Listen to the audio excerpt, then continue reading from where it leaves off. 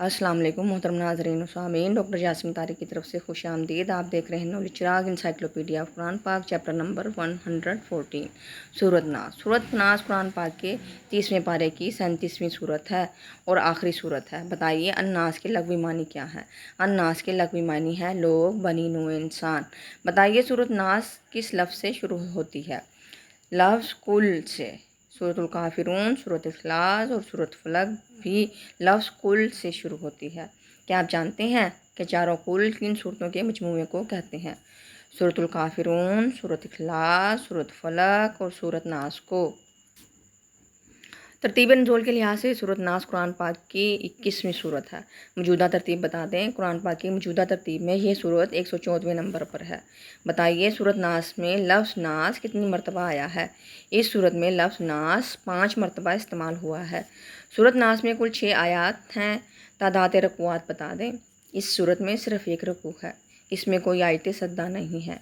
बताइए सूरत नास किस लफ्ज़ पर ख़त्म होती है? इस सूरत का अख्तिताम वन नास पर ख़त्म होता है। सूरत अन्नास कुरान पाक की 7वीं मंजिल में है। इसमें कितनी आयात सद्दा हैं? इस सूरत में कोई आयत सद्दा नहीं है। सूरत नास कुरान पाक की 7वीं मंजिल में है। इसमें कितने कलमात और हरूफ हैं? इस सूरत में 20 कलमात और 18 हरूफ हैं। सूरत नास की वजह तस्मिया क्या है? अन्नास के मानी हैं इस लोग हैं। इस सूरत में अल्लाह ताला की 3 सिफ़ात इलाहा, रब, मालिक की सिफ़ात की इजाफ़तुन नास की तरफ की गई है और फिर 4 मरतबा और भी ये लफ्ज़ आया है, इसलिए इस मुनासबत से इस सूरत का नाम सूरत नास रखा गया है।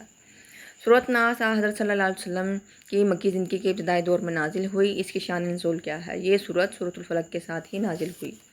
बताइए मसहफ़ अब्दुल्ला बिन मसूद में सूरतों की तरतीब क्या थी? हज़रत अब्दुल्ला बिन मसूद ने मसहफ़ मरतब किया था। इसमें सूरतों की तरतीब मसहफ़ इमाम से मुख्तलिफ थी। अल्लामा सयूती के मुताबिक इनके मसहफ़ के शुरू में अल-बक़रा, अन-निसा, अल-इमरान, अल-एराफ, अल-इनाम, अल-माइदा, यूनुस सूरतें थीं और आखिर में अल-कौसर, कुल, या अय्युहल काफ़िरून, तब्बत, कुल हुवल्लाहु अहद, अलम नशरा थी। हज़रत अब्दुल्ला बिन मसूद के ज़ाती मसहफ़ में हज़रत में सूरतुल फ़ातिहा और माउज़तीन नहीं लिखी हुई थी। इसकी वजह क्या थी? इनके ख्याल में सूरत फ़ातिहा सबको ज़ुबानी याद है क्योंकि वो नमाज का हिस्सा है। सूरत फलक और सूरत नास को वो एक किस्म का इलाज समझते थे। इमाम नूरी, इमाम इब्ने हज़म और इमाम राज़ी ने इन रवायात को गलत कहा है। काजी अबू बकर या कलानी और काजी अय्याद ने कहा है कि वो इन 2 सूरतों के मुनकर नहीं थे, बल्कि वो इन्हें सिर्फ मसहफ़ में लिखने से मना करते थे। ताहम इब्ने कसीर के मुताबिक इन्होंने इस बारे में बाद में अपना इख्तिलाफ़ ख़त्म कर दिया। वीडियो को लाइक, शेयर, सब्सक्राइब करें। अपनी कीमती राय से ज़रूर आगाह कीजिएगा। अल्लाह हाफ़िज़।